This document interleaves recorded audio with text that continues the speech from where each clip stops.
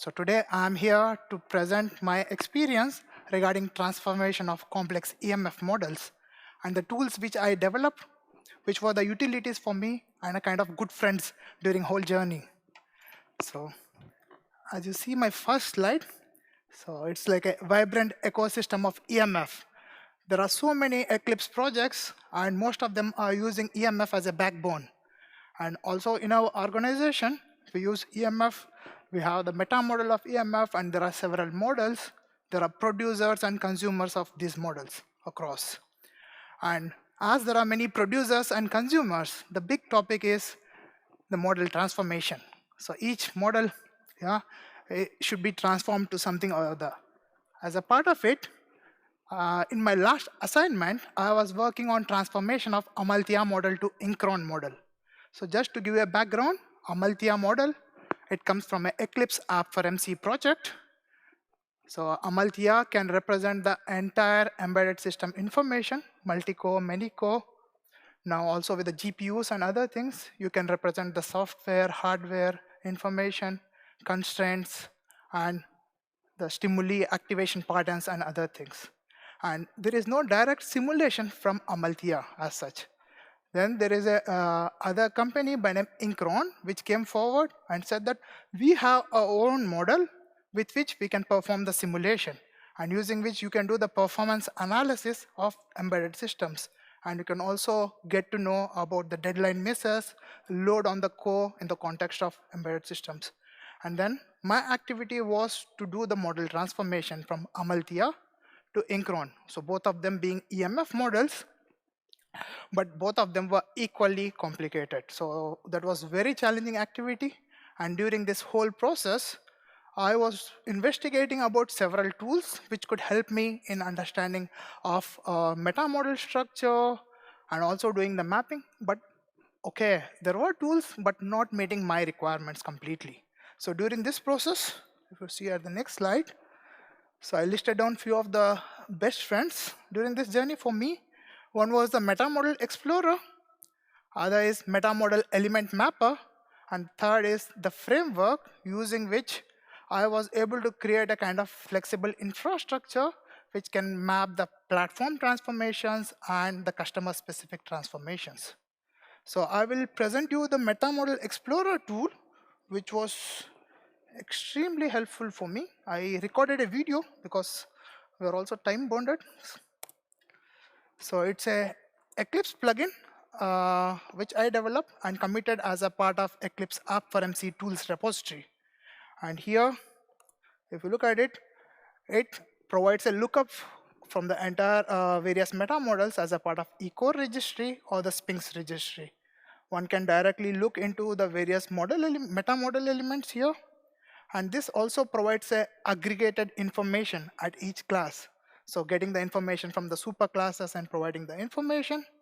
And also it's a one-stop solution to get to know what are the various subclasses. You can look up further, and also with respect to the references, the e-structural features, you can directly get to know the type of it, and further you can traverse and get to see the various properties of this type. So this was quite helpful. And here, if you look at it, there are also several possibilities. One can search based on the attributes or search based on the e-classifiers. So here I'm trying to search by specifying the filter for attribute, and then I try to search here. So Metamodel Viewer Explorer is developed in such a way that it gives me the results if it is the identifier name or the type name. And here there are also further utilities available wherein it helps a developer to understand the signal flow. If you talk about an element, where exactly this element is being used in the entire meta model. So in this case, abstract process I selected, and I wanted to visualize where is it being used in my entire meta model. And it provided me this kind of graph. So as it is an abstract element, it has several subclasses. The graph is a bit complicated. So to simplify it, I select a subclass element, and I get to see the reference structure in this format, which helps me to get to know what is the containment for this specific element and what are the various association relations. And the best part of this tool is it also provides you the navigation ability. You can keep clicking on the elements. It gives you where all these elements being used. So this was quite helpful for us when we were working on very complex meta models. Yeah, so there are also many other additional features which would be very helpful also to get to know the hierarchy and other things.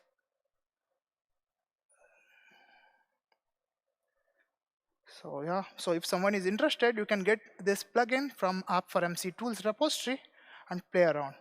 So, and again, as a context of model transformation, for me, the initial approach was I want to look up into a single meta model, Amalthea, which was good, but I wanted to have a kind of parallel views with both Amalthea as well as another meta model. So here I provided a feature to clone this Metamodel Explorer view, and then it provides me flexibility to look up into another meta models here. So on the left side, there is a different meta model, and the right side is a different meta model here. So which for me was quite helpful. So without much effort, I can parallelly start looking into the contents. And then came up a next challenge wherein when I was working with the Incron guys, they could share me only the eco file. They couldn't provide me the plugin, which has the other things. They provided me a lean version of eco by stripping out all the operation related information.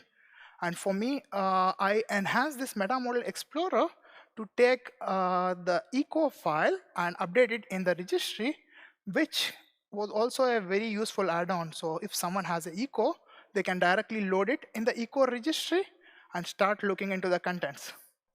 So and then by default, you get the visualization and other stuff, and you can also look up into the meta model. So when we were having a hackathon to understand the whole structure, this tool was very helpful because, yeah, so it provided more insight for the Incron colleagues as well, as in the past they did not look up into their meta model structure in such a detailed format. And then here, as per my list, the other tool for me, which was like Metamodel Elements Mapper. So this tool is a kind of add-on which I developed as a part of Metamodel Explorer. Over here, it's the same feature wherein one can look up for the registry, but you can start the mapping. So during our discussion in the hackathon, there were also domain experts who were sitting with us, and we were trying to map the various metamodel elements from Incron to corresponding metamodel elements in Amalthea. And during this process, this tool was quite helpful because you start the mapping, you start recording various elements here, right-click, Metamodel Elements Mapper is a menu, add source mapping. So one can add a number of source elements for the mapping as a first step, and then select the corresponding element in the meta model, which is the target object. So how the transformation should work. And once this is done, end the mapping. And then you can also create a number of mappings. So for example, in a case of complex model transformation, there would be a number of mappings wherein during the discussion with the domain experts, you start collecting the information in this way, right away map the elements, and in the background, there is a model which is being built by collecting the classifiers and the structural features.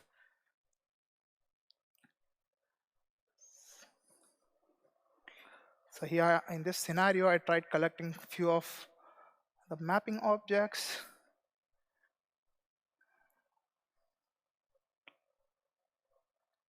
Adding to the target mapping.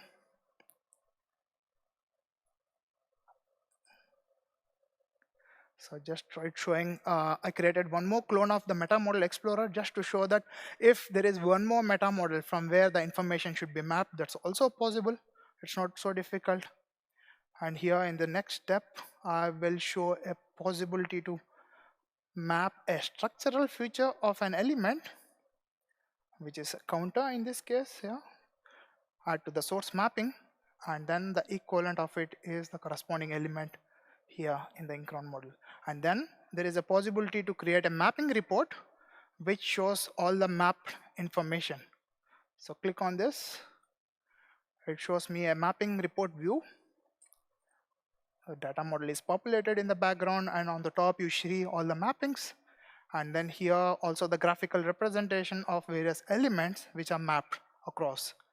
And here this view was really helpful for us, because after having discussion with domain expert, we could also export these images right away and use it for further documentation, and also a possibility to create automatically the transformation code as a first step, a skeleton.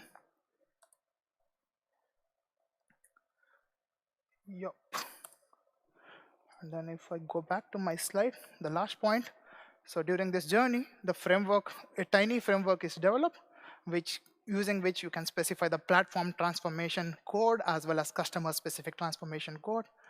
The background of it is, once the model transformation is released to the public or to the colleagues, everyone wants to have a customization as per their own needs, depending on which business unit they are interacting with. And for this, the flexibility of providing the customer-specific transformations is provided using Google Juice injection mechanism. So if someone is interested, you can go to App for MC Tools repository, and there's a folder of model-to-model transformation wherein all these utilities are, and also the framework is documented, is present. Yeah.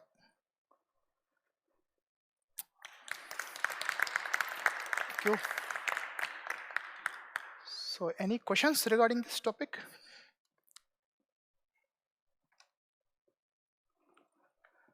Okay, if there are no further questions.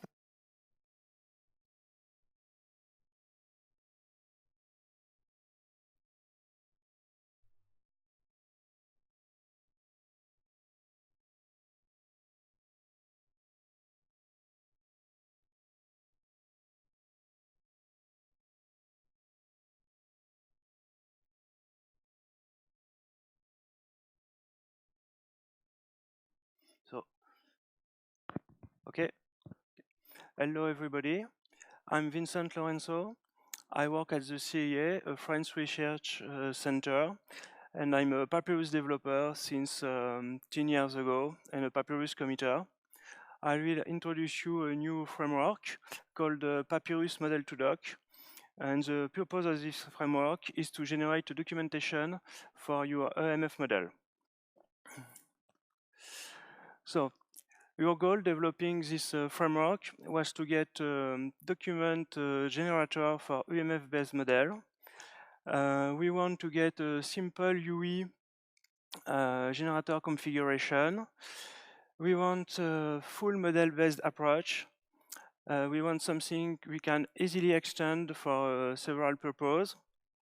And we want the final user don't have a code, Java code to write for the document generation. So we provide a UAE which allow to describe the model traversal, navigating with E-class, E-attribute, and E-reference provided by EMF model. You can define the style of your final text document using the style sheet, or also called template, from the final document. From the final document framework. So in your case, it will be LibreOffice. We support the text file insertion and the main feature of a textual document, which are title, table of content, image insertion, paragraph, and list, and table too. So all this, the generator is described using an EMF metamodel we call the document structure template. And the output, as I said, is a LibreOffice text document. So we process for the transformation in two paths. So firstly, we get you have your EMF model, and you create a document structure template model where you describe how to navigate in your model. Then you have a first generator to create a document structure. This document structure is an EMF model too, and it shows you the final structure of your document. Then after, you have another generation an author generator to take this document structure and transform it into your final document. So currently, we have only one generator for LibreOffice text document, but in the future, we can connect other generator for MediaWiki, for example. So now it's demo time. So for the demo, I create a small metamodel for a library. So in this metamodel, you have, oh, sorry.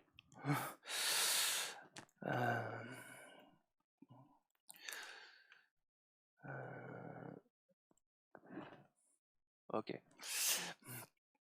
So in this metamodel, you have a library which contains books, borrowers, authors, and the books have an authors, borrowers, and borrowers book.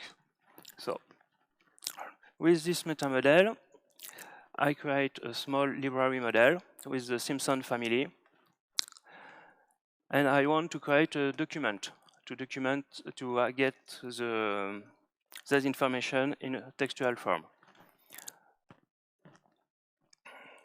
So here you create a document template model in the example EMF model creation wizard. Next, it creates a PDST file, and you start with a document, a text document template. So, and after you can add element. So you can define the body. Then in the body you want to navigate through e-reference. You have the classical property view to edit the reference you want to see. So the context was the library. Oh, sorry. I need to load the library first to access it.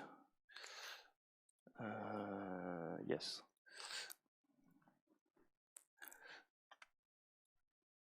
And I need to define the context. Library. Okay.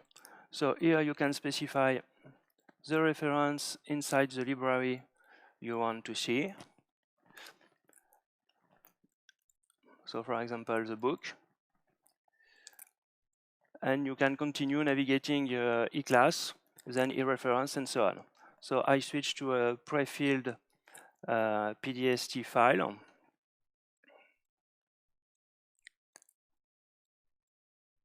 So I list the book inside a table with in this table there is two columns, one with the author name and the other one the borrowed list of the people borrowing this book, and so on. This object allows to define the configuration, some information for the configuration, so the output of the document, the name of the document, the generator to use, and so on. And at the end, you generate. Here you can set a version of a string. Okay, it's generated.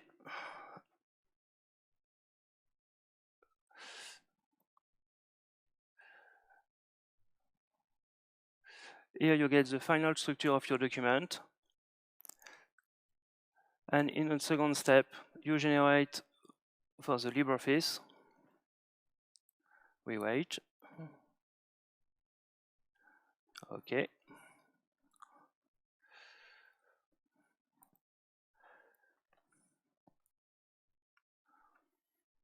And you get a basic LibreOffice document extracted from your model.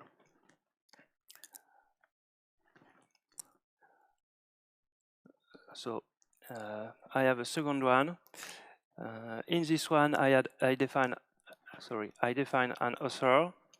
I want a table of content, and I set I reference here a template file for the LibreOffice generation. So I won't run the process, and the final result is this one. So here we applied the style defined in the OTT file. We have the table of content. The author is referenced here with the version. And yes, and here I had a file insertion, a text file insertion. At the generation, you get your file inserted here.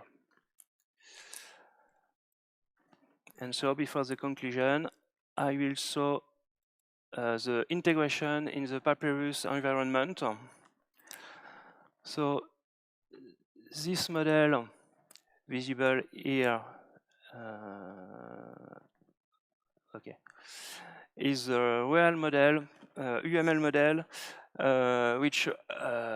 from which I generate the eCore for my document structure template editor we use to describe the configuration of the generation.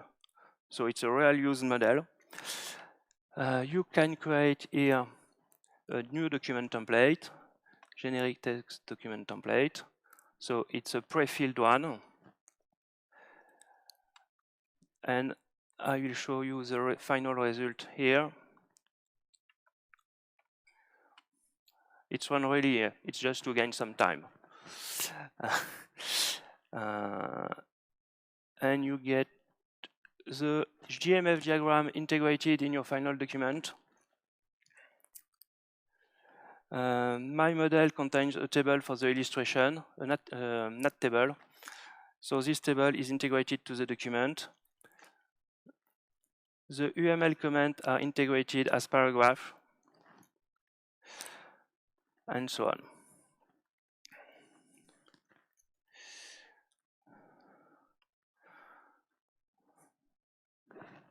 Okay. So we support EMF, of course, GMF diagram for generate image. We have additional tooling for UML stereotype support. This framework is integrated to Papyrus, and we support the Nebula NAT table as table in a Papyrus context. This framework has been released in June as a 0.7 version. We plan a next release next year, and you have the update site here. The Git, the documentation is available in the help content after the installation, and you can contact me by email, vincent.lorenzo@cia.fr, or ask questions on the booth near the theater entry. I thank you for your attention. If you have questions.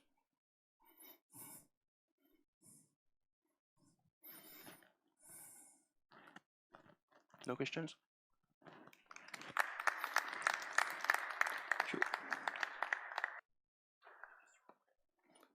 Okay.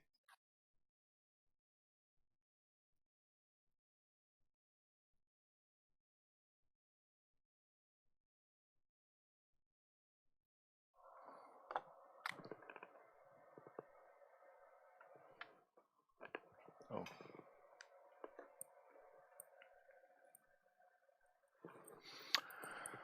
Okay, it's okay, yes. Okay, so I would like to to speak about a tooling that will help you to develop your code when you generate it with EMF. This is a tooling that will extend the EMF default generation. The name is Genmodel add-on. It's not really cool, but so I will say it's GMA. My name is Olivier Prouveau. I'm coming from Toulouse in France, and I provide training and consulting on different Eclipse technologies, and you can contact me on this email. The PDF will be on the website anyway. So this tooling has started from this article in InfoQ that summarized all the best practices for the code generation, and namely the fact that the developer code and the generated code should be separated, and in the best case, you should add the generation code process in the build process. And of course, you should override the classes by inheritance if you want to extend the classes. But if you want to do that with EMF today, by default, you have to use the add generated annotation, and I have seen that in a lot of my customers. They just override the code and everything is mixed inside. It's not really, we are not really confident when we regenerate the code. So it's better to have a clean generation of that. Other practices are about the generators, to have code clean, to have clean code and to test your generators, of course. So this tooling, GMA, will help you to apply this these practices, and it will generate the code in 2 different directories. It will use basically all the functionalities you can find in EMF, and for instance, it will use the EMF factory override extension. It will generate one for you, and it will produce exactly what you are expecting if you are doing this job by hand. So that's very handy to use. It can be installed from the, there is a GitHub for that. The project is on GitHub, of course, and you can download it. I will show it after from the marketplace. So basically you will get this, the source gen, and my laser is not powerful enough, and the source directory with all the factories cleanly generated for you, and also the extensions, the dedicated extension for that. If you want to use it and install it, just open the marketplace and search for Genmodel add-on. The new version is released on this. It's working with the latest version of Eclipse. And to apply this, you just have to right-click on your Genmodel project here, and you call generate developer structure. So I have done several releases of this project, and now I think it's better done than before, because this dialog will ask you for some parameters, and it will propose also to generate the EMF code. And in this new version, this is the current EMF generator you are using. So there is an artifact inside. I use also the EMF factory override extension point to change the way that the names of the classes are generated by EMF. I will show you an example of that after.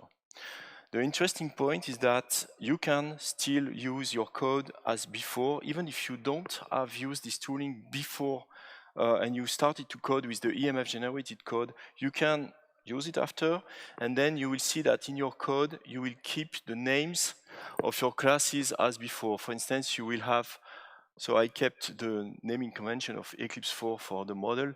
So the M classes will be the model generated classes, and your class will be here, and you can use it as before. So if you use the previous EMF generation, you will not have to change your code, and neither record nor the factory usage for that.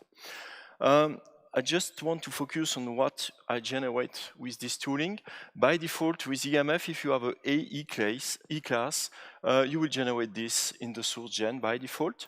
So you get an interface and an implementation. And if you have inheritance, you will get this kind of generation with B that has superclass A. You will get these interfaces and these two implementations. So if you want to manage this by hand, there was a tricky point, because when there was an inheritance, you must have your interface between the two classes. If you want to add some stuff inside, why is it interesting? Because sometimes in a model, you don't want to put everything in the model. You want just to add some specific code, and you don't want to provide it in the model level, at the model level. So with GMA, you will get this. If you have an A class, a simple class with in EMF, you will get, so with the naming convention you will use in the dialog, you will get the model and the model implementation. This is pure EMF code generated here, and it uses, as I said, your current EMF generation. So if you are using an Eclipse version, whatever the Eclipse version, it will use this one. And it will generate for you these classes. Of course, these classes are empty at the beginning because it's just empty classes that you can start to modify. But if you change your metamodel, you can generate again, and only this part will be generated. The tricky part is that when you have inheritance in your eco model, you must, we cannot see the gray is not gray enough.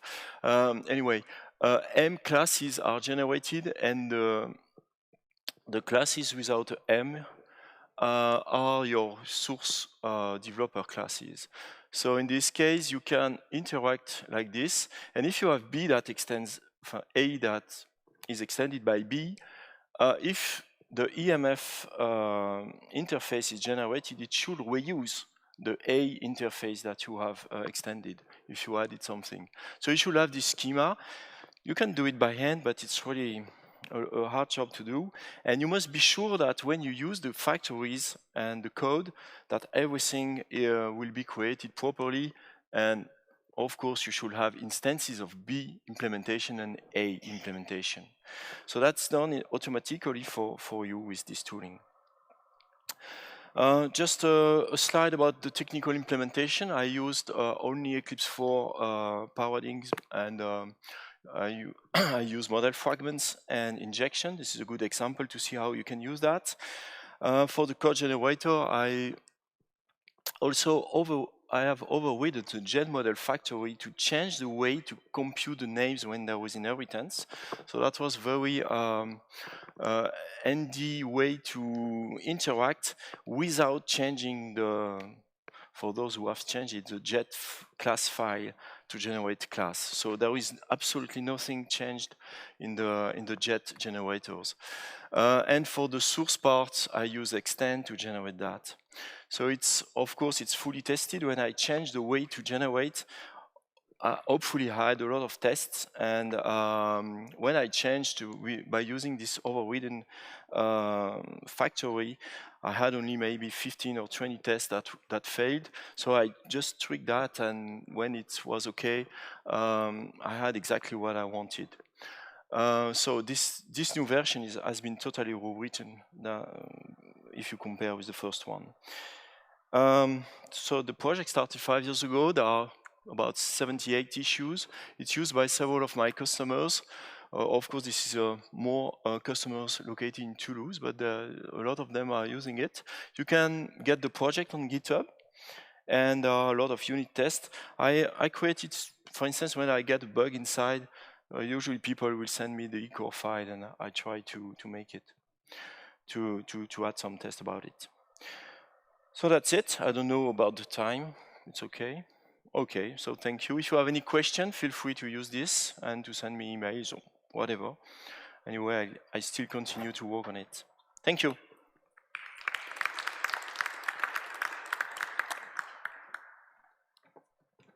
Okay, perfect timing. Thanks to all the speakers for the interesting presentation.